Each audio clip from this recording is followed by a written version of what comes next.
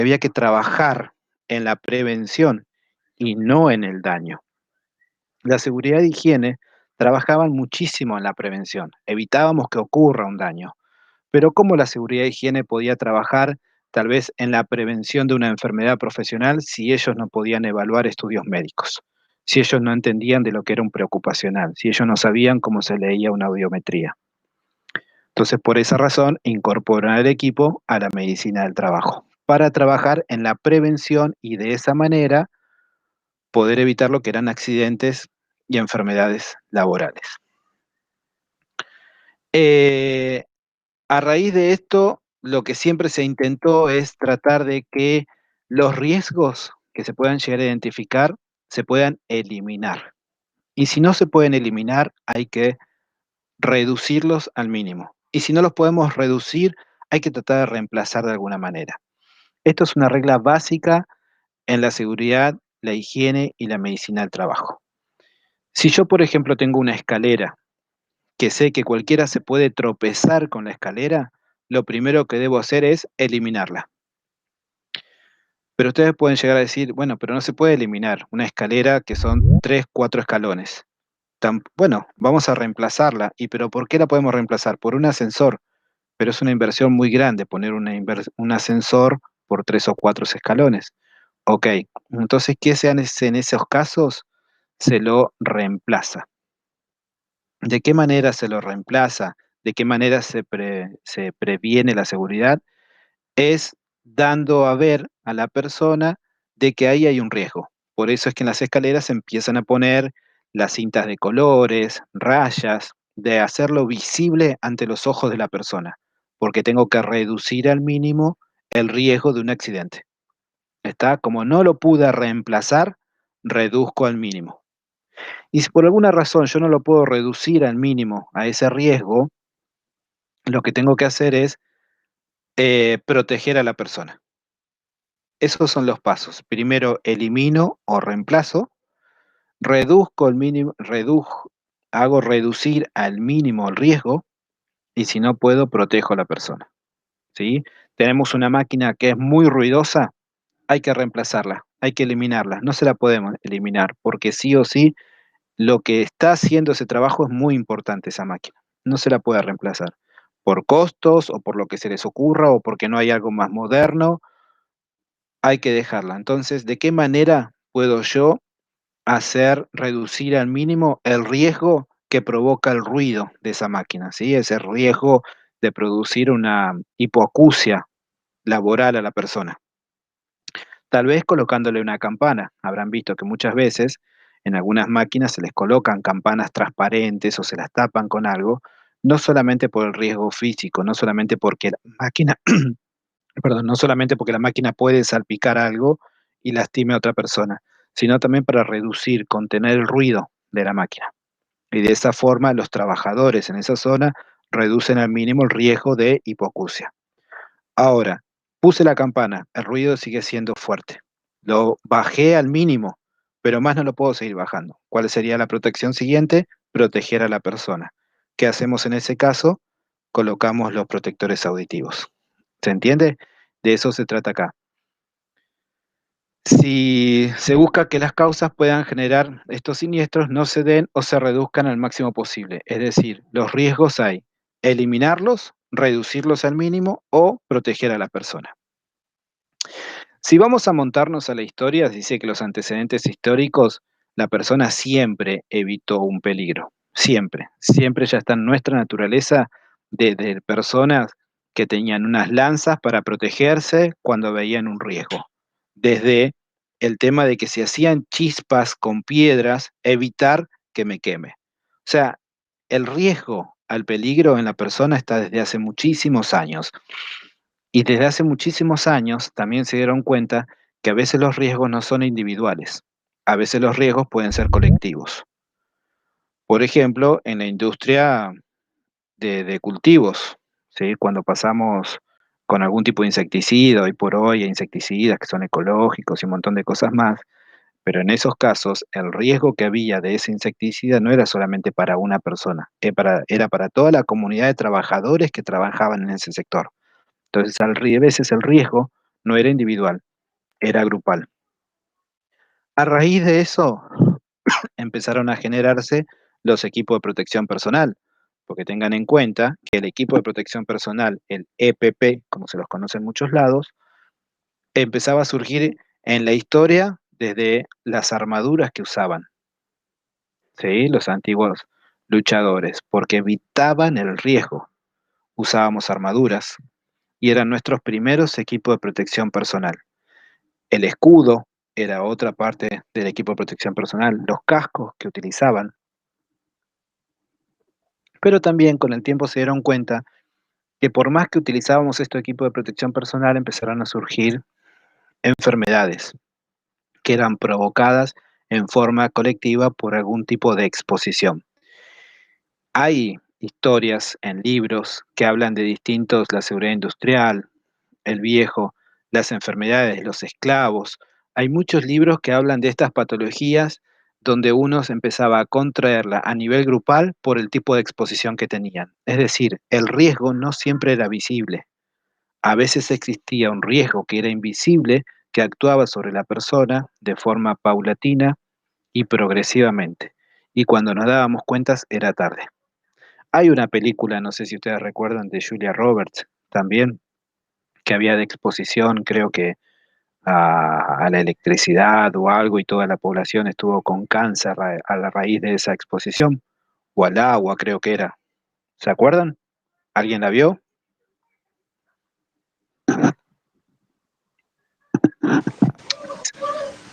Sí, muy interesante Eran, esa película. eran industrias, Walter. Era una industria que estaba cerca del río del pueblo donde ellos vivían. Bueno, todo lo que sacan de la industria. Exacto. Eran Sí, industrias que contaminaban, contaminado. que, que se llegó a ver en un momento que era, no solamente era, eh, que no solamente eh, como contaminar, no, sino que no solamente enfermaban a los trabajadores, sino que muchas veces eso terminaba enfermando a la comunidad. Sí, Mónica, ¿Ok? por favor, tenés el micrófono prendido. Por favor, mutealo.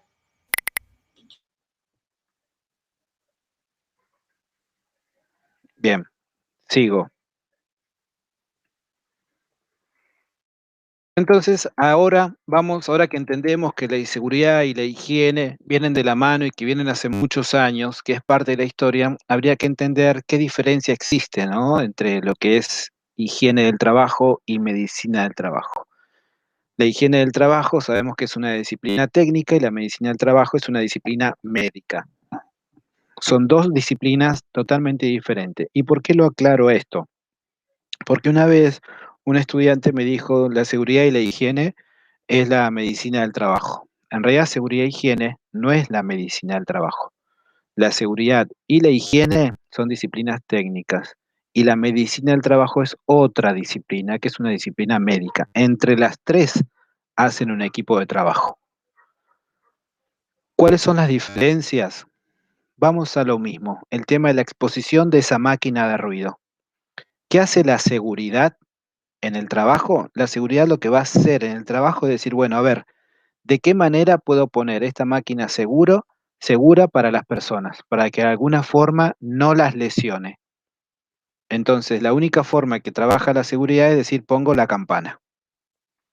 ¿Qué hace la higiene? Hace la medición de ruido para saber si el ruido que está generando puede llegar a provocar una hipoacusia o no a los trabajadores. Entonces, la seguridad piensa en la parte, digamos, física, es decir, de qué manera puedo contener esto para disminuir el ruido. La higiene va a ser las mediciones de esa exposición. Y la medicina del trabajo se va a encargar de hacer los exámenes médicos periódicos para detectar si a la persona tarde o temprano le está provocando algún tipo de dolencia o algún tipo de patología, en este caso a nivel auditivo. ¿Sí? Esas son las diferencias entre la seguridad y la higiene. Algunas cosas las voy pasando por alto porque es parte de la lectura. A raíz de esto se dieron cuenta que hubo que generar asociaciones, por así decir, entre distintas industrias, donde hablaban de los problemas que iban teniendo entre ellas, que los problemas no solamente eran a nivel interno, sino que también habían algunos problemas que eran a nivel externo, como por ejemplo cuando empezaron a surgir los parques industriales. Cuando uno generaba un parque industrial, lo que ocurría en esos casos eran muchísimos accidentes de tránsito. ¿Por qué los accidentes de tránsito? Porque la gente iba y venía rápido con los autos o maquinarias o camiones y muchos trabajadores cruzaban por las zonas y terminaban teniendo accidentes graves. Ahí es donde empieza a surgir los accidentes sin itinere. Entonces ahí la gente se empieza a dar cuenta que muchos accidentes no eran dentro del trabajo, pero estaban relacionados con el trabajo, porque era el trabajador que iba a su puesto de trabajo o era un trabajador que salía de su puesto de trabajo, que por motivos del trabajo tuvo que sufrir un accidente. Ahí es donde se empiezan a contemplar los accidentes in itinere, ¿sí? Que son aquellos que ocurren de mi casa al trabajo y del trabajo a mi casa, que ahora después vamos a hablar del tema. Cuando empiezan a surgir tantos accidentes, tantos problemas, hubo que armar estas organizaciones y la primera organización que se armó fue la Oficina Internacional del Trabajo, hoy por hoy conocida como la OIT, y esta se empezó a formar en el año 1918. Fíjense en que desde el año 1918 los diferentes tipos de países a nivel mundial se fueron adhiriendo a ella, como para decir, bueno, a ver, ¿qué recomendaciones dan? Yo me adhiero. Ya en el 1915, Argentina se adhiere a la OIT para ver qué tipo de recomendaciones tienen para implementarlas en Argentina. ¿Hasta ahí vamos bien? Todo esto tiene un porqué, ¿eh? Perfecto. Vamos a ver algunos conceptos que sería bueno que los tengan en claro. Accidente, incidente. Un accidente es todo acontecimiento súbito o violento ocurrido por el hecho o en ocasión del trabajo. Es decir, aquella persona que está realizando su actividad laboral y sufre un accidente, ¿sí? Ya sea de golpe repentino, eso es un accidente laboral. El accidente laboral es el que provoca daño físico a la persona. ¿Sí? Yo, por ejemplo, estoy trabajando en una silla, se rompe la silla se cae. Al caerme sufre una fractura. Hubo un accidente. Ahora, si yo estoy trabajando, se rompe la silla, yo me caigo, pero no incluye algo físico hacia mi persona, es un incidente. Digamos, es un cuasi accidente. Casi lesiono la integridad de la persona. ¿Tá? La persona se cayó, no le pasó nada, pero eso fue un incidente. Eso no debería haber ocurrido. Ya hay que trabajar ahí para que este tipo de cosas no vuelvan a ocurrir y que a futuro sea más grave. Accidente es cuando implica el daño a la persona, incidente es cuando no llega el daño a la persona. ¿Sí? Dentro de los accidentes también se consideran los accidentes in itinere, en trayecto al domicilio del trabajador o del lugar de trabajo. ¿Alguna vez escucharon cuánto tiempo es lo que lleva, que debe ocurrir el tema del accidente in itinere? ¿Han escuchado si alguna vez alguien les dijo, sí, dentro de una hora o dos?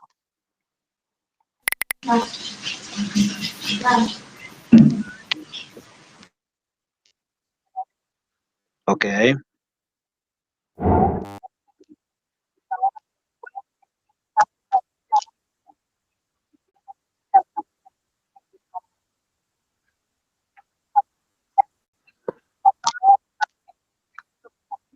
ok, en alguna charla. Ujú. Bien, en realidad esto a veces lo digo porque están estos conceptos erróneos o nos hacen creer esos conceptos erróneos. En realidad el accidente in itinere no tiene horario. El accidente in itinere, según ley, dice que es desde el domicilio a mi trabajo y de mi trabajo a mi domicilio. Es independientemente el tiempo que me llevó. ¿Por qué? Sobre todo hoy por hoy en las grandes ciudades, donde existen piquetes, existen cortes, existen problemas climáticos, pero lo que sí es importante tener en cuenta es que el accidente in itinere es del domicilio al trabajo y del trabajo a mi domicilio. Es decir, si yo un día salgo del trabajo y me voy a estudiar, si yo sufro el accidente ahí, obviamente que estas cosas se arreglan en la Argentina, pero la RT se puede negar a cubrir ese accidente, porque no es un accidente que ocurrió del trabajo a mi casa, fue un accidente que ocurrió del trabajo cuando yo me fui a otro lado, yo salí de mi recorrido habitual. Y para evitar que ocurran estas cosas es cuando uno debe declarar que, por ejemplo, yo salgo del trabajo y me voy a estudiar. Lunes, miércoles y viernes voy a estudiar. Yo tengo, cuando estaba en una empresa trabajando, me acuerdo que hubo un accidente de tránsito y falleció uno de los empleados. No saben lo que costó cobrar el seguro de vida de esa persona. ¿Por qué? ¿Por qué fue el problema? Porque el recorrido que hacía esa persona de la fábrica a su casa siempre era el mismo, pero se había puesto de novio y se había hecho, la novia vivía, vamos a suponer, unos 5 kilómetros más allá de su casa, ¿sí? Unos 10, 30 kilómetros más allá de su casa. Ese día que salió del trabajo se fue a la casa de la novia, se quedó a dormir ahí y al otro día vuelve al trabajo. Y el accidente lo tuvo entre el trabajo y su casa, en esos kilómetros de más. No fue entre la casa y el trabajo. Por ende, el seguro de vida no quería pagarlo. De hecho, creo que al final no lo pagó, hubo toda una demanda, porque no estaba declarado que ese chico se iba a ir a la casa de la novia. ¿Está? Ese accidente ocurrió entre el domicilio de la novia y el domicilio de él, que la casa quedaría a mitad de camino, digamos. Y por ende, no se le pagó el seguro de vida. Estas son cosas como para uno tenerla en cuenta. Por eso a veces es muy importante declarar lo que va a realizar como recorridos habituales y demás. De hecho, a veces pasan cuando quieren declarar que se cayeron y se les pregunta, ¿pero dónde te caíste? Justo cuando estaba por salir de mi casa me tropecé el pie y me caí. ¿Te caíste en tu casa? Es un accidente domiciliario. Si te caíste del portón de tu casa hacia afuera en la vereda, es un accidente in itinere, porque ya está en la vía pública. ¿Se entiende? Entonces, a veces, con dónde me voy a caer, tengo que prestarle atención. Si me caigo del portón para adentro o del portón para afuera. Bien, seguimos. Entonces, la diferencia entre accidente e incidente, ¿se entendió? Okey, seguimos. Sí, sí,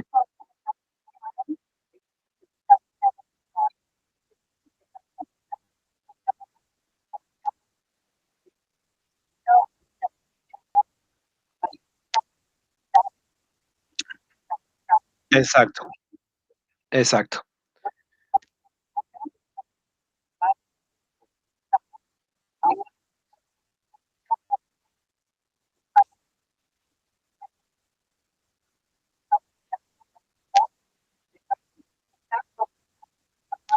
E informar en la nueva dirección.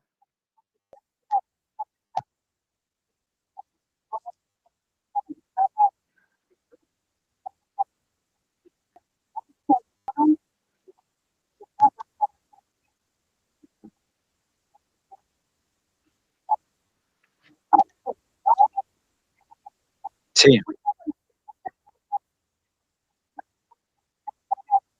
No, andá preguntándome si querés, así no te olvidás. Total, Rosalía, nosotros tenemos otro encuentro, ¿no? Por videoconferencia, si no terminamos con todo. Sí, sí, sí, sí. Listo. Sí, preguntame nomás, Mónica, no hay problema.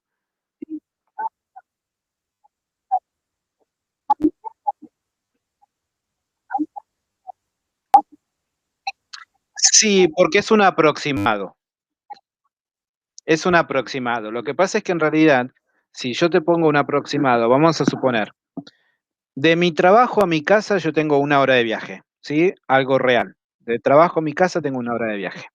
Pero muchas veces hay cortes, y esos cortes tal vez me llevan más de media hora.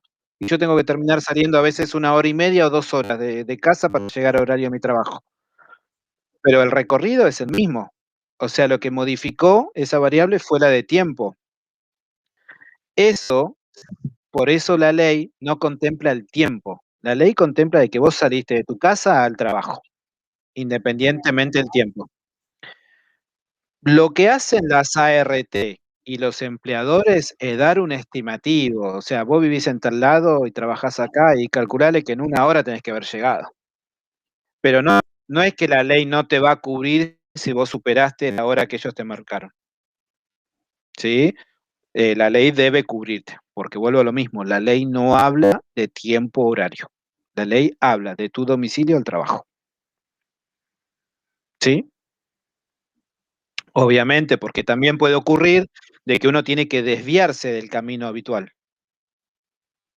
Por X motivo, tal vez estoy yendo y hay cortes, hay piquetes, típico que en Buenos Aires hay piquetes y uno tiene que hacer otro recorrido. Ese otro recorrido me llevó más tiempo o ese otro recorrido tal vez yo no lo tengo declarado, pero es algo habitual, es algo habitual, es algo, que está fuera de lo común, pero que se escapa de mis manos, y hay que hacer declaraciones, el por qué ocurrió y demás. Está en eso se contemplaría, pero vuelvo a lo mismo, no, la ley no te desampara con respecto al tiempo, la ley te cubre, ¿sí? Mm, seguro,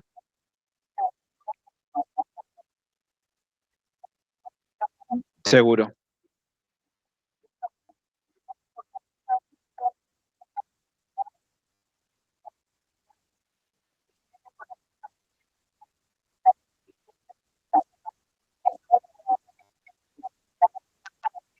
sí,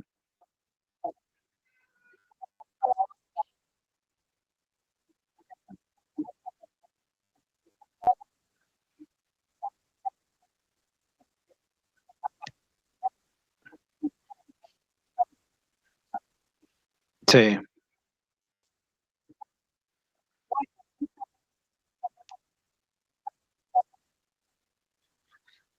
no hay límite de tiempo, no, de nada, si vas a juicio, lo llevas a ganar, porque la ley no te contempla el tiempo. ¿Ok? Siempre y cuando se pueda fundamentar, o sea, no porque no me contemple el tiempo, yo puedo tardar 8 horas para llegar a mi casa. Yo tengo que fundamentar por qué ese día tardé 8 horas. Hay que dar explicaciones. Pero lo que voy es que si tardé 8 horas y está fundamentado y está justificado, la ley me lo contempla. No, de nada. Porque es muy importante el tema de la seguridad y la higiene, todo lo que es equipo de medicina del trabajo, inclusive en el ámbito laboral, en cualquier ámbito laboral. Hay estadísticas de la Superintendencia de Riesgo del Trabajo que dice que, por ejemplo, en Argentina, en un año se reportaron 300.000 accidentes de trabajo. 5.000 fueron accidentes graves y hubo 900 muertes. Teniendo en cuenta que estos datos solamente son del 40% de los trabajadores del país. ¿Por qué? Porque se considera que el 60% tal vez está en negro o no se declara. ¿Sí? O sea, fíjense en lo grave de la cantidad de accidentes que ocurren en el país. Estos son datos extraídos de la página de la Superintendencia de Riesgo del Trabajo, ¿eh? No son datos que uno está suponiendo o pensando, no son hipótesis, son datos reales, concretos. Y de hecho está, este dato que lo saqué, lo habré sacado hace 6 años atrás, todavía no lo actualicé la página, pero a veces es bueno prestarle atención. Fíjense en la cantidad de accidentes laborales que hay solo por la falta de prevención. Las enfermedades profesionales, vamos a la otra definición. ¿Qué son las enfermedades profesionales? Son un deterioro lento y paulatino de la salud del trabajador, producido por una exposición crónica a situaciones adversas, sean estas producidas por el ambiente en el que desarrolla el trabajo o por la forma en que está organizado. ¿Qué quiere decir esto? Una persona, por ejemplo, puede llegar a tener una hipoacusia, no porque fui un día y justo en ese puesto de trabajo había mucho ruido. No, no voy a tener una hipoacusia por eso, sino que por la exposición alta, esos decibeles, a una determinada cantidad de horas, una determinada cantidad de días, me fue lesionando el oído. Y me lo va lesionando despacito, de a poquito, y uno no se da cuenta. Cuando el daño ya se produjo, cuando el daño ya está hecho, cuando saltó la hipoacusia, ya no hay una marcha atrás, ya tenemos una enfermedad laboral. Por eso es muy importante el control de los exámenes médicos periódicos para detectar problemas a tiempo. Nosotros en una de las fábricas donde trabajábamos hacían los exámenes preocupacionales de audiometría, ¿no? Los exámenes médicos, no sé si sabían esta parte, los exámenes médicos se hacen de acuerdo a la exposición de la persona. Hay exámenes médicos preocupacionales que son de base, todo lo que es sangre, electrocardiograma, rayos X de tórax, son los de base para cualquier puesto de trabajo. Pero después, de acuerdo a la exposición de la persona, hay que agregarle algún otro tipo de estudio. Por ejemplo, si esa persona va a ir a trabajar a un lugar donde hay mucho ruido, por ejemplo, a una caldera en mantenimiento en un hospital, esa persona necesita usar un protector auditivo. Por ende, como va a ir a una exposición donde va a haber ruido, necesito ver cómo está su oído. Y se hace la audiometría también. Si es una persona que va a utilizar una máscara, un protector facial, una máscara facial, constantemente o un barbijo constantemente, debería utilizar, por ejemplo, hacerle como estudio una espirometría.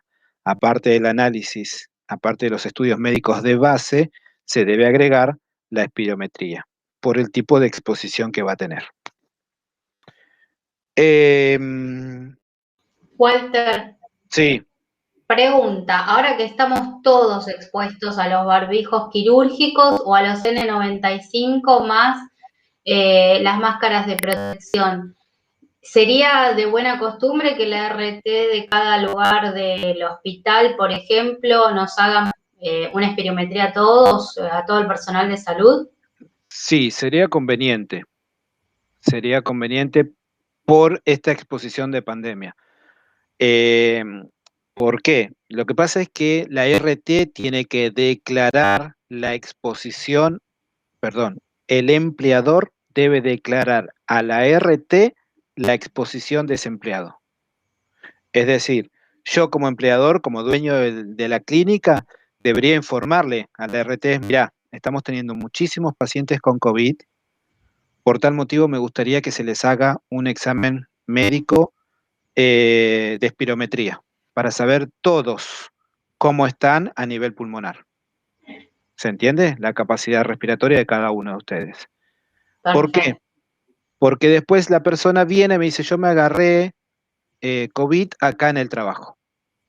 ¿Cómo puede defenderse el empleador? No tiene forma si no hizo una espirometría para decir, no, yo te cuidé y vos no tenías nada acá. Lo que pasa es que en este caso hay exposiciones que son exposiciones sociales, porque también hay que empezar a demostrar de qué manera vos no te contagiaste COVID en mi trabajo, en el puesto de trabajo, pero te lo contagiaste en el colectivo. ¿Sí? Porque tal vez yo acá te doy todos los elementos de protección, te di una charla de la importancia del barbijo, hicimos los cambios de barbijos en tiempo y forma, entonces acá no fue, fue en otro lado. Pero yo como empleador debo tener eso documentado de que yo te protegí de la mejor forma posible. Si no tengo esas herramientas para defenderme, ahí puede llegar a perder el empleador. ¿Sí?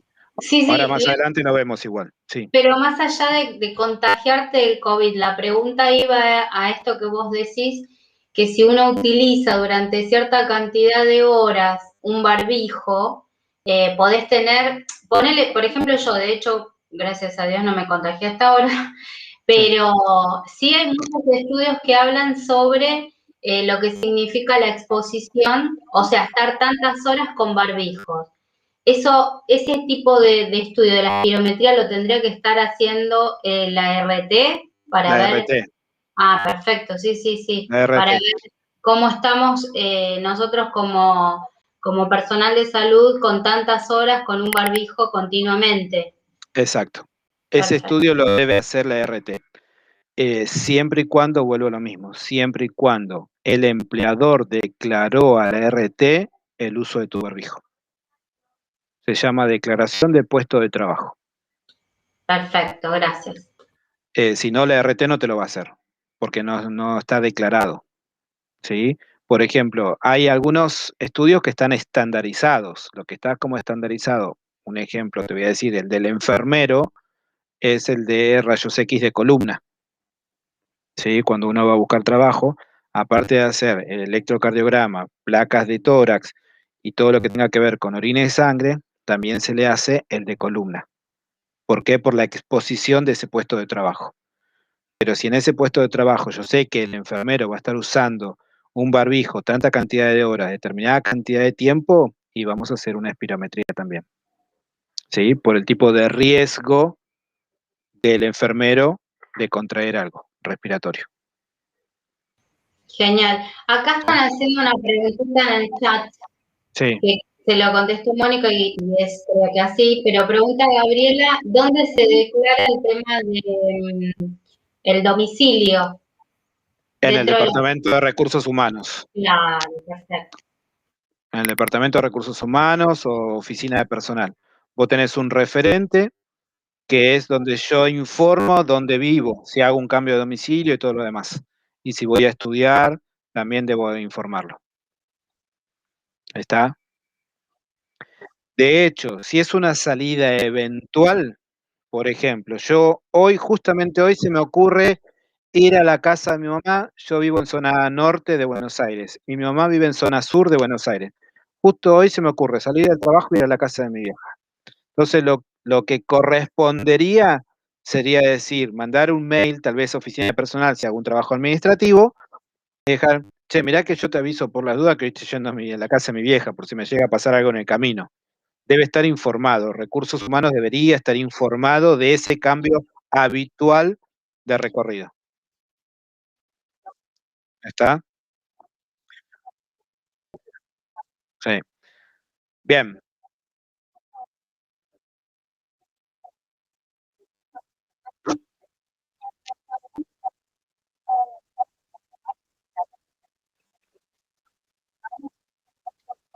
Sí,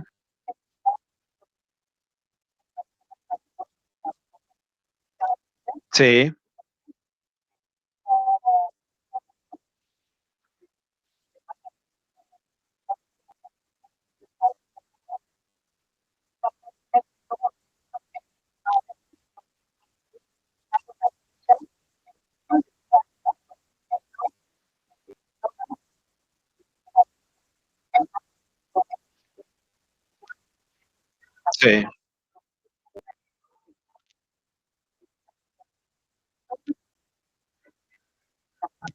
sí,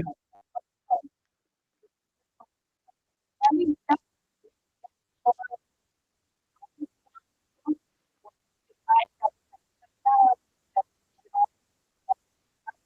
sí. Bien,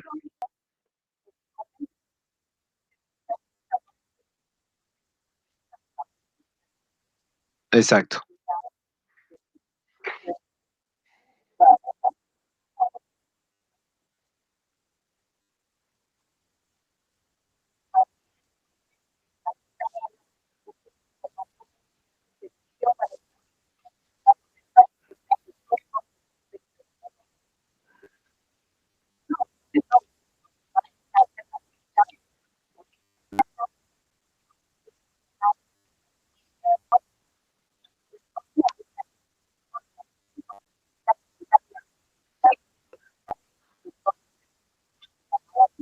Correcto, correcto. En realidad son registros para auditorías, son registros para cubrirse uno mismo. ¿Sí? Yo debería firmar el papel de que me están entregando, entonces yo me quedo tranquilo. A veces la jugada es el del empleado, el decir, no, yo no te firmo por si me llega a pasar algo, ustedes se van a agarrar de esto y después no me lo van. No, en realidad también el empleador es el que tiene que decir, che, ¿qué pasa que no me lo firmaste? Si no me lo vas a firmar, te saco. O sea, no, yo no puedo quedarme tranquilo de que vos no estás conforme con esto. ¿Está?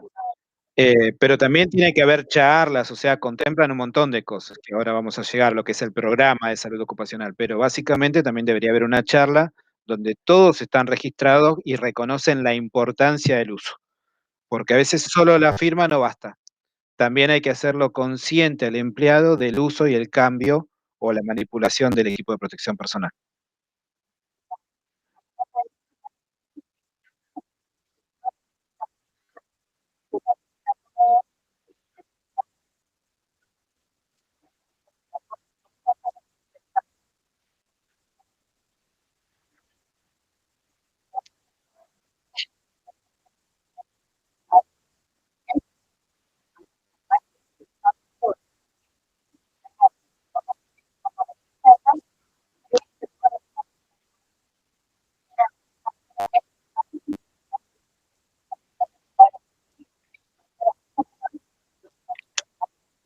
Exacto. En realidad, eso se los reconoce, habrán escuchado alguna vez hablar de lo que son las normas internas, normas institucionales. Cuando yo tengo un empleado, por ejemplo, sabe que no tiene que fumar dentro de la institución porque es una institución libre de humo de cigarrillo, ¿sí? Entonces, ese empleado lo engancho que está fumando en el baño, le hago un apercibimiento, porque hay una norma institucional. No está legalizado, vamos a poner esto, no está legalizado. Diferente es lo que vos estás mencionando, que ya lo legalizaron. Pero, por ejemplo, que esté fumando no está legalizado, pero existe una norma institucional. Entonces yo lo que hago es un apercibimiento. Una segunda vez que te encuentro, otro apercibimiento. La tercera vez que te encuentro, ahí ya puedo desvincularte por incumplimiento de normas institucionales. No te estoy desvinculando porque estás fumando, te estoy desvinculando por normas institucionales. De ahí es donde se agarra la institución. Pero en el caso de que esté legalizado, ya con una sola vez que te enganchan, tienen motivo para poder desvincularte. ¿Se entiende? Bien, entonces seguimos con el tema de enfermedades profesionales. Y les iba a dar como ejemplo esto de, ahora está muy, pero muy de moda el uso de auriculares, ¿sí? Con el celular, todo el mundo escucha música. Se supone que las grandes compañías, llámense en Samsung, Nokia, no sé, iPhone, Apple, por así decirles, tienen un margen máximo de volumen. Se supone que no pueden permitir que se suba más el volumen porque sería un daño para la persona. Ahora bien, ¿qué pasa? Si esa persona usa algo que tal vez no está avalado, no está certificado como el ADMAT, como hizo la compañía, que dijo la compañera, tal vez yo tengo un celular que no está avalado, que no está aprobado, que no está certificado, entonces me permite que el volumen supere esos valores. Entonces yo ahí tengo un riesgo, pero por haberlo usado una sola vez al auricular con el celular me daña el oído, no, pero lo que pasa es que la gente lo usa cuando va al trabajo, cuando sale del trabajo, todos los días, los 5 días a la semana. Y muchos de ellos, inclusive estando en el trabajo, usan el auricular. Esa exposición constante al ruido lo que provoca es un daño auditivo. Y eso es lo que se va a considerar una hipoacusia. Si ese daño auditivo es provocado dentro del puesto de trabajo, va a ser una hipoacusia laboral. Si ese daño auditivo fue provocado por el uso del auricular cuando venía de la casa al trabajo y del trabajo a mi casa cuando iba a estudiar, o porque estoy dentro del trabajo, pero no es porque sea por trabajo, sino que es por una cuestión de decisión propia, va a ser una hipoacusia mía, ya no va a ser laboral. Y ahí es donde empiezan las personas que salen a la calle y uno va en el colectivo y escucha al de al lado que cada vez tiene más fuerte el volumen. A veces escucho yo la música de lo que está escuchando el de al lado, con el auricular. Eso es porque el oído empieza a perder su fuerza y cada vez busca más volumen, más volumen, más volumen, más volumen. La persona que lo escucha no se da cuenta, pero de a poquito va dañando su oído. Es impresionante la cantidad de preocupacionales que se rebotan en una institución laboral por las hipoacusias. Obviamente si la persona va a un puesto de trabajo donde requiera hacer una audiometría porque tiene exposición a ruidos. Si yo tengo una persona que me da la audiometría, me da los valores alterados, obviamente esta persona no la voy a contratar para ese puesto de trabajo, porque no la puedo exponer a más riesgos. ¿Se entiende? Si ya viene con un daño, le tengo que recomendar andar a ver a un otorrino para que vea ese oído. Pero no te puedo contratar porque el puesto de trabajo requiere el uso de protectores auditivos. ¿Se entiende? Y este tipo de cosas es impresionante la cantidad, pero la cantidad de daños que se están observando en gente joven por el uso de los auriculares. Ahora hubo organismos internacionales que pidieron que por favor tengan, no sé si habrán visto tal vez en el celular cuando le ponen el auricular o en una computadora, que a veces dicen, le están poniendo volumen máximo, dice, usted llega hasta acá como volumen permitido por la Organización Mundial de la Salud. Si usted supera, usted se hace responsable de esto. En algunos casos salta el aviso en el celular por la exposición. Eso para, a modo de comentario, ¿no? Para que uno lo tenga en cuenta. Pero muchas veces uno no sabe el deterioro que va provocando.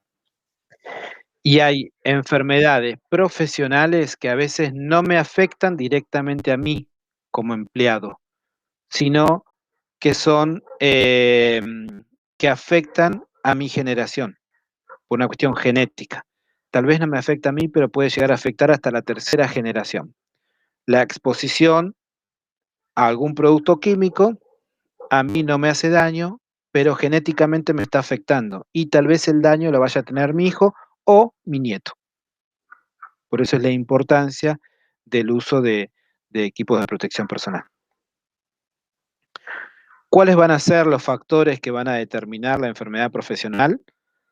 La concentración del contaminante en el medio ambiente de trabajo, es decir, ese ruido, sigo con el ejemplo del ruido porque veníamos hablando de eso, ¿no? O sea, ese ruido es muy alto, esa concentración, esa contaminación de ruido es muy alto. ¿Cuál es el valor que puedo llegar a escuchar? 86 decibeles. Ya pasé 87 decibeles, ya es contaminante para el oído. El tiempo de exposición. ¿Sí? Yo estoy durante 8 horas en un turno, durante 6 horas en un turno, constantemente a esa exposición. Las características personales de cada individuo, la persona, ¿es propensa a tener afecciones auditivas? La relatividad de la salud. ¿Esta persona tiene patologías previas relacionadas al tema? Por ejemplo, si va a estar expuesta a uso de máscaras, ¿es asmática de base? La presencia de varios factores en el mismo ambiente de trabajo, es decir, la presencia de varios de estos factores que venimos mencionando en una misma exposición. Alta concentración, mucha cantidad de exposición al ruido, mucha cantidad de horas y la persona propensa a tener hipoacusias seguidas. ¿Está? Todo ese margen, todos esos ítems es lo que pueden llegar a afectar a la persona con una enfermedad profesional. Retomando el ejemplo del dato que sacamos de los accidentes que hubo en Superintendencia de Riesgo del Trabajo, vamos a llevarnos solamente a la Municipalidad de Olavarría, por ejemplo, provincia de Buenos Aires.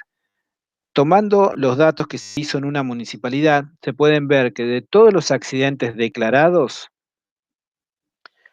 13 en el ámbito hospitalario, 13 accidentes son de residentes, 233 accidentes son de médicos, 268 accidentes son de enfermeros. Administrativos y maestranza, 232 accidentes por año.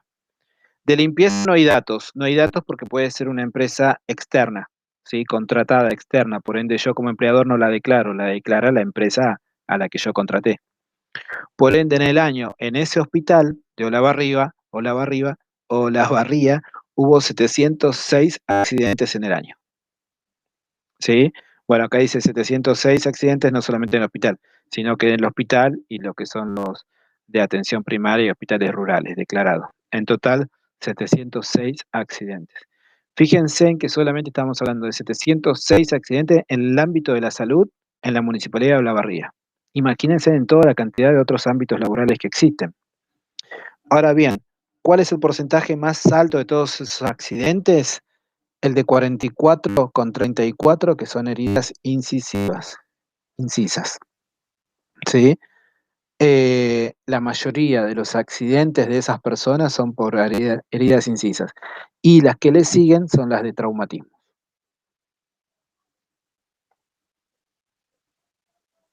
¿En qué momento ocurren todos estos accidentes? Obviamente que el 84%, vamos a decir por el valor, durante el horario de trabajo. Son muy pocos en ocasión del trabajo. ¿Qué quiere decir en ocasión del trabajo? Yo trabajo en un puesto, vamos a suponer, yo trabajo en neonatología y justo ese día me mandaron a la terapia intensiva. Justo ese día sufrí un accidente. Eso es en ocasión del trabajo, no es mi puesto de trabajo habitual. Y el otro serían por in itinere, ¿no? Los accidentes que ocurren de casa al domicilio, de casa al trabajo y del trabajo a casa. Bien, hablemos entonces de las condiciones y medio ambiente del trabajo. ¿Cómo vamos, Rosalía, con tiempo? Yo no presté atención. Mira, 5 minutos más con lo tuyo y vamos a Ok, darles unos 10 minutos para que hagan preguntas sobre las actividades y foros, que yo de hecho tengo una pregunta de una alumna ok. con respecto a uno de los foros. Estaba queriendo hablar, o al menos levantó la mano Alejandro, ¿puede ser, Alejandro?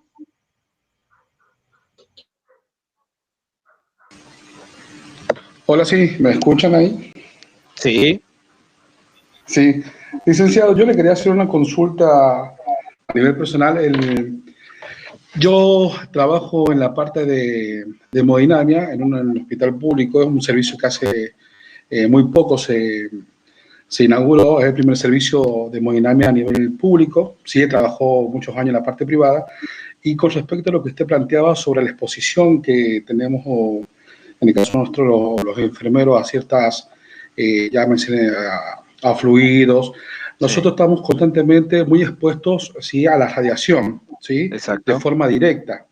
Entonces, yo tengo un gran, lo voy a declarar así como un gran problema y discusiones con las jefaturas por el tiempo de exposición que tenemos nosotros a las radiaciones. Por así, un ejemplo, así decirlo, en una angioplastia, eh, a veces estamos 4 horas expuestos directamente hacia el tubo de radiación, y nosotros estamos al lado del médico, es decir, nuestro rango de distancia eh, no es, si bien la radiación ionizante se dispersa por toda la sala, pero tenemos mayor exposición, más allá de tener nosotros las protecciones de los chalecos plomados, la protección tiroidea, eh, pero me refiero al tiempo. Y por ejemplo, nosotros, como toda rutina de enfermeros, tenemos horarios de 7 a 10 horas, eh, y a veces estamos, no nos quieren tomar como eh, están trabajando actualmente los radiólogos, que ellos están trabajando 24 horas, una vez a la semana, dicho esto por la propia exposición que Sí, tienen a la sí. radiación, cosa que no nos contemplan a nosotros. Entonces, yo varias veces he querido hablar con higiene y seguridad del hospital para ver qué respuesta nos dan a carga horaria nuestra como enfermeros hemodinamistas, pero no hay nada vigente, o yo tampoco lo he podido encontrar. No sé si usted me puede aclarar o ayudar en ese aspecto. En el tema de radiaciones es un tema muy, pero muy complejo, porque ocurre en realidad en cualquier enfermero que trabaje en una terapia intensiva. Ejemplo tonto te doy. ¿Por qué? Porque existen los equipos de rayos portátiles, ¿sí? Donde uno va hasta la terapia intensiva y le hace la placa a ese paciente y se retira. Esa placa, esa radiación que se dispara en el ambiente, nunca se habló cuánto tiempo queda en el ambiente. Generalmente esa radiación queda un promedio de 24 horas. Y no solamente eso, sino que el paciente al cual se le sacó la radiografía quedó radiactivo, por así decirlo. Y los enfermeros enseguida, enfermeros o médicos o cualquier profesional que esté alrededor, va y lo toca al paciente enseguida. Ellos lo toman como que es algo eventual. Pero si vamos al caso de la cantidad de eventualidades que existen en una semana, en un mes o en un año, es muy elevado. Entonces, para la exposición tuya también debe ser tan elevada y más aún que la de una persona que trabaja en una terapia intensiva.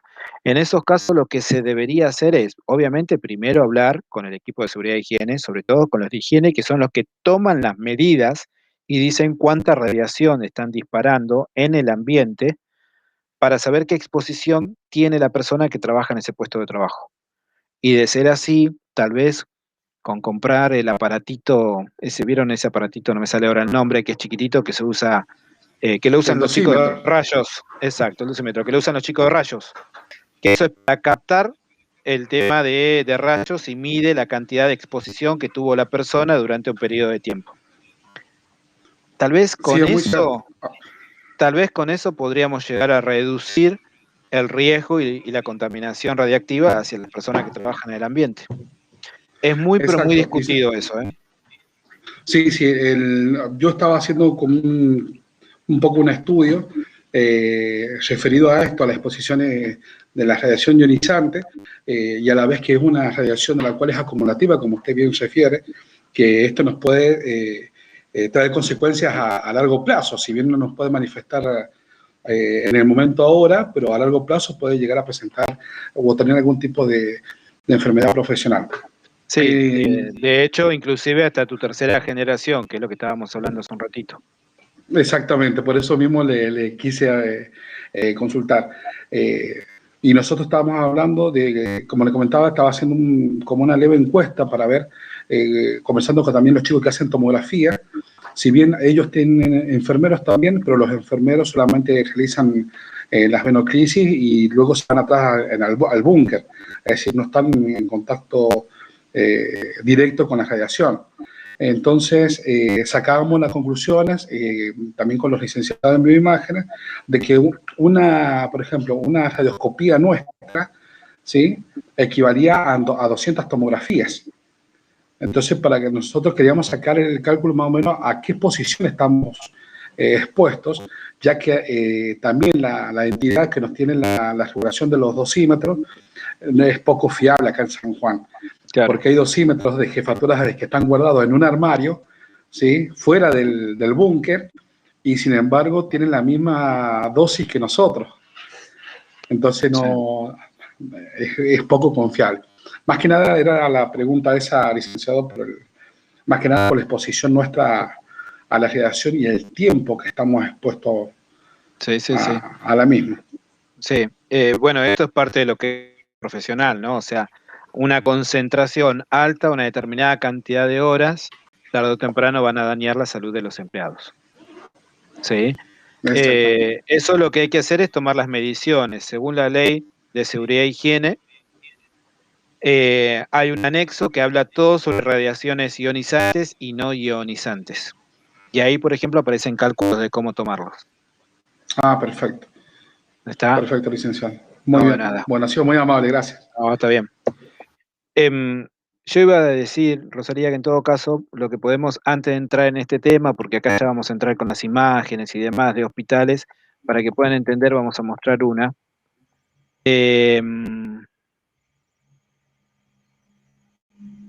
¿Cómo vamos a llevar la seguridad y la higiene? Yo muestro esta imagen solamente por una cuestión de disparador para nuestro próximo encuentro.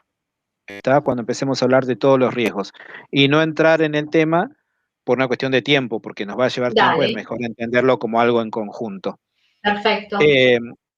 Lo que vamos a trabajar después en los próximos encuentros son este tipo de imágenes donde vamos a poder asociar todos los riesgos que existan. Ustedes en el apunte ya vieron que existen riesgos biológicos, químicos, físicos, ergonómicos, sociales, ¿sí? Psicosociales, digo yo, porque están psíquicos por un lado, sociales por el otro, entonces psicosociales.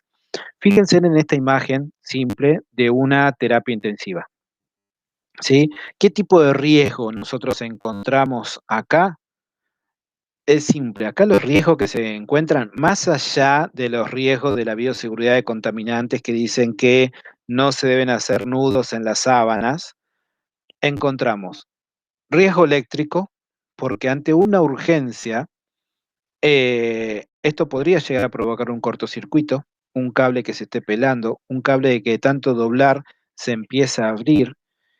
Sin embargo, este tipo de cosas se pueden evitar con un precinto, con un pedacito de cinta, con un pedacito de hilo, con un, no sé, con un alambre, envolverlo y hacerlo los rulitos. ¿Vieron cómo vienen ahora casi todas las cosas electrónicas que traen el precinto por detrás?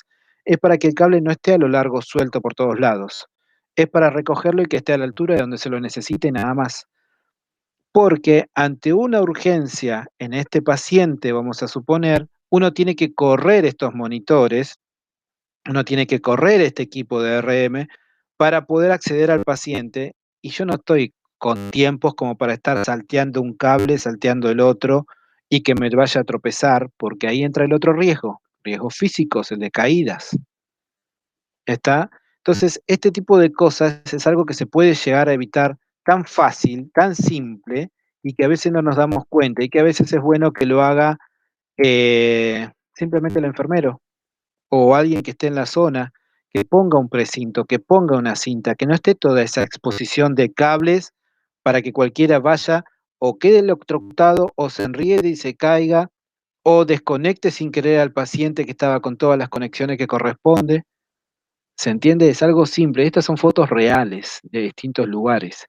Miren esto. Todos pueden identificar qué es esto. Un pie de suero, ¿sí? O un parante de suero, como quieran llamarlo. Una bomba de infusión continua. Un Baxter con algún tipo de solución. Acá, bueno, de NTG se llega a ver la imagen. Pero ¿qué pasa? Fíjense que a veces la conexión de este equipo electrónico a este Baxter, ¿sí? A esta solución, sea cual fuera, a veces no son de muy buena calidad y gotean. ¿Les habrá pasado a ustedes? ¿O habrán visto alguna vez cómo gotean? Ahora, esas gotas muchas veces suelen caer arriba de las mismas bombas eléctricas, que no sabemos en qué parte pudiera caer, que esa bomba eléctrica está unida a un caño totalmente metálico. ¿Que quién es la persona que va a ir a manipular este pie de suero cuando haya que atender al paciente? El enfermero, el personal de limpieza que quiere correr el pie de suero para poder limpiar el piso, el mismo paciente que a veces lo utiliza como bastón, ¿está? Y sin embargo esto puede llegar a provocar algún tipo de descarga eléctrica en el caño que a su vez va a repercutir en la persona que lo esté manipulando. ¿Cómo se evitaría esto? Es simple, esto se evitaría que en cualquier parte del caño donde uno va a manipular, tal vez ponerle desde una cinta aisladora, un pedazo de goma, para que educar a la persona que lo va a manipular, que siempre lo sostenga o lo agarre de ahí, para evitar cualquier tipo de riesgo eléctrico que surja en el caño. ¿Está? Y de accidentes de esto existen, los hay. Tal vez no nos enteramos porque no pasó donde nosotros estamos, pero los accidentes existen. Y estas son las cosas que nosotros tenemos que empezar a evitar. Y es las cosas que nosotros tenemos que empezar a educar para que se empiecen a corregir y educar a los enfermeros que van a manipular ese pie de suero, educar al médico que también va a manipular eso, personal de limpieza y si es necesario, al paciente. ¿Está? De esto vamos a ver después de cómo el riesgo eléctrico entra en el ámbito hospitalario, porque la vez pasada hubo un foro de alguien que decía que le costaba relacionar todos estos riesgos al ámbito hospitalario. Yo voy a traer imágenes que van a ayudar a poder entender y relacionar todo esto, lo que es el riesgo eléctrico, lo que es el riesgo físico, la iluminación, el calor, la temperatura, todos los lugares del hospital donde tenemos los riesgos, en qué sectores existen más o menos concentración de riesgos para poder conocerlo. Pero previo vamos a hablar nosotros de esos riesgos. ¿Estamos? Retomo con ustedes. Perfecto, perfecto. Escuchame una cosita. Ahora vamos Sí, a abrir a los cursantes que quieran preguntar sobre las actividades, que tengan dudas o los foros, por favor. Aprovechen. acá me tienen. Sí,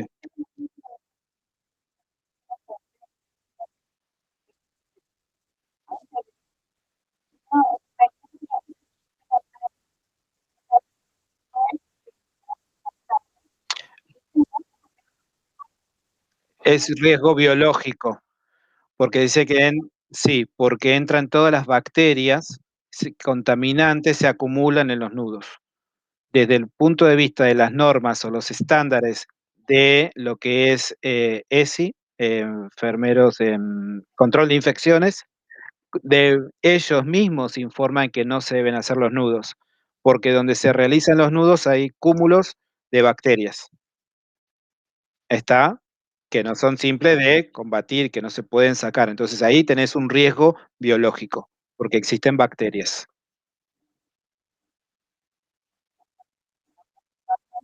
Sí,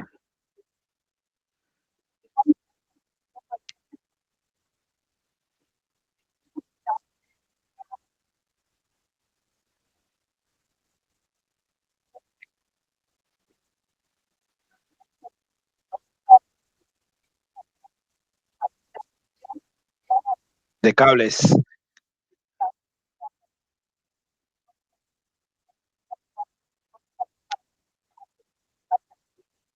Ujú.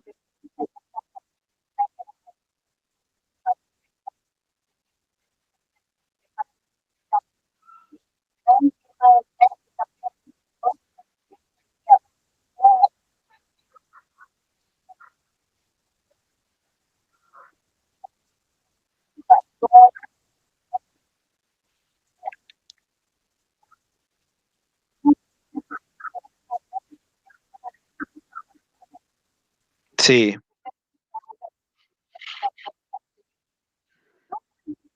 exacto. En realidad lo que nosotros decimos acá es, primero, identificar el riesgo, riesgo eléctrico, y segundo, organizarlo. ¿Está? O sea, no es enchufarlo y como quedó el cable, quedó. No, o sea, eso enchufado tiene que estar, debe estar, y tal vez exista un cable, pero ese cable tal vez acondicionarlo para que no haya una exposición eventual a cualquier persona que se manipule alrededor del paciente. Está, que no llegue a haber alguna descarga sobre el enfermero, sobre el médico, sobre cualquier técnico que esté alrededor. Mm. Que van a limpiar, inclusive un familiar que tal vez entró media hora a ver a su familiar que está internado.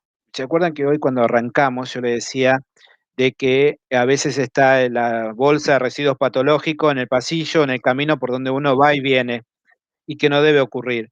Pero ¿qué pasa? Nosotros que trabajamos en ese servicio, ese riesgo ya lo tenemos tan incorporado que para nosotros no es un riesgo. ¿Está mal? Sí, está mal, no debe estar ahí. Pero no me lo voy a llevar por encima porque yo ya sé que existe.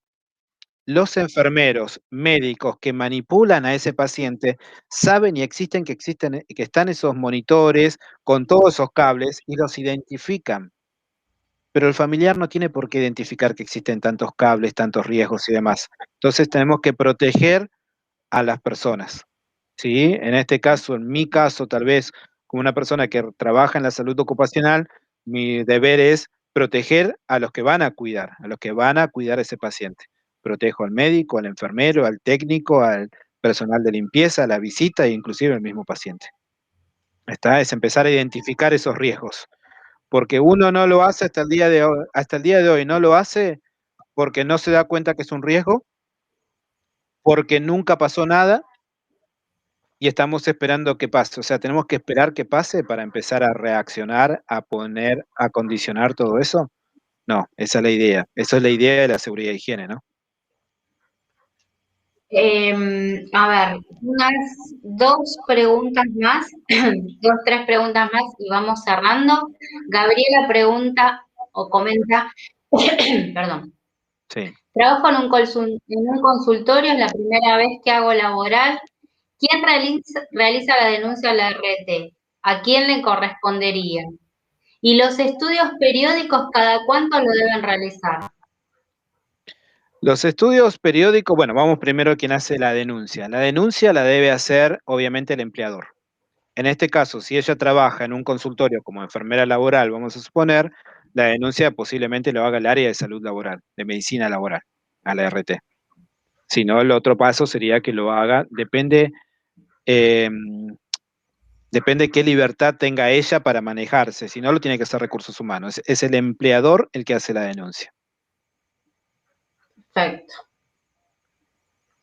¿Y los estudios periódicos cada cuánto lo deben realizar? Los estudios médicos periódicos de acuerdo a la regulación, a la resolución. Hay que entrar en lo que es la resolución de seguridad e higiene, la 19.587, donde ahí dice, por ejemplo, para, no sé, la audiometría, seguíamos con ejemplo, las audiometrías se hacían hasta hace un par de años atrás cada 6 meses. Ahora se hacen cada año. Pero hay algunos estudios médicos que se realizan cada 2 años. Es el tipo de estudio lo que se va modificando, no es que se tiene que hacer todos los años. Hay estudios que se realizan cada 2 años. ¿Tá? Eso está regulado y está contemplado y lo dice la resolución.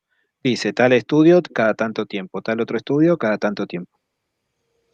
Perfecto. ¿Sí? Y la Todos los, última, sí, todos los perdón. estudios médicos que existen son el preocupacional, cuando ingreso al puesto de trabajo, el examen médico periódico, el examen médico de egreso, que es cuando yo me voy de un trabajo, sea por lo que sea, por despido, por renuncia, por jubilación, existe el examen médico de egreso. Los exámenes por ausencias prolongadas, considérese una ausencia prolongada más de 30 días.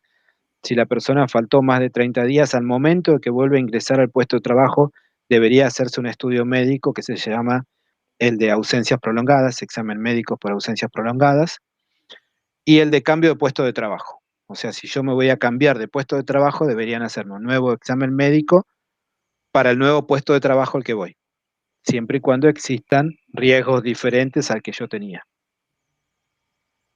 Bien, buenísimo. No siempre se cumple, evidentemente, No, porque los muchas exámenes veces, teóricos que estás hablando, creo que yo en 20 años de trabajo en el hospital, si me hicieron 2 o 3 veces es muchísimo. exacto, muchas veces ocurre esto por desconocimiento, inclusive del mismo empleador, porque las ART, si pueden evitar hacer los estudios, lo evitan, por una cuestión de gastos para ellos. Si no Claro, sienten la presión del empleador, ellos no lo hacen. Y si pueden disimular algo, también lo hacen, porque a mí me pasó, yo tenía un lugar donde teníamos lo mismo, ¿no? Ejemplo justo de ruido, 30 personas expuestas a ruidos, y ellos querían venir a hacer los estudios médicos, las audiometrías, solo a 3. Y cuando dijimos, ¿pero cómo a 3? Y porque el 3 es la muestra, si alguno de los 3 le va mal, entonces quiere decir que el resto está mal. No, los estudios claro, médicos se les hacen a los 30. Los 30 claro. son los que tienen la exposición. ¿Está? Pero ahí hubo una persona, en este caso yo o el médico o el otro enfermero que estaba conmigo, que conocíamos del tema y lo pudimos discutir. Y la RT cumplió. Pero si no existen estos roles, la RT, si puede evitar hacer un estudio médico, lo evita. Claro, claro, claro. Bueno, la última pregunta que tiene que ver más específicamente con la autoevaluación que se había puesto en, en la plataforma, Walter, no sé si tuviste Sí, vi que hay dos. Ah, Una que perfecto. terminó y una que está ahora, creo que termina mañana, ¿no? El 30 me Sí, parece que decía. pregunta Mariela, dice, era un cuadro con verdadero o falso donde dice que trabajador y empleador están obligados a realizar aportes y contribuciones respectivamente, según lo que corresponda en cada caso. Yo puse verdadero y me corrigió como falso. Quería saber, por favor, cuál es la respuesta correcta y por qué. Sí, en realidad yo ahí tal vez habría que ver a la persona que confeccionó la pregunta a qué apuntaba. Porque desde un punto de vista, tanto el empleado como el empleador hacen aportes. El empleado hace los aportes que corresponden por jubilación, por obra social, y el empleador hace los aportes que corresponden por tu RT, por tu seguro, ¿se entiende? Eh, pero en sí, quien se encarga de hacer todos los aportes y toda la corrección de esto es el empleador, no son los dos. Por ende, sería falso, Ah, tomado desde ese punto de vista, bien. porque quien se encarga de hacer todo esto es el empleador, más allá de que el aporte viene de ambas partes. No sé si me explico. El Sí, aporte viene de perfecto. ambas partes, pero quien se encarga de realizarlo es el empleador.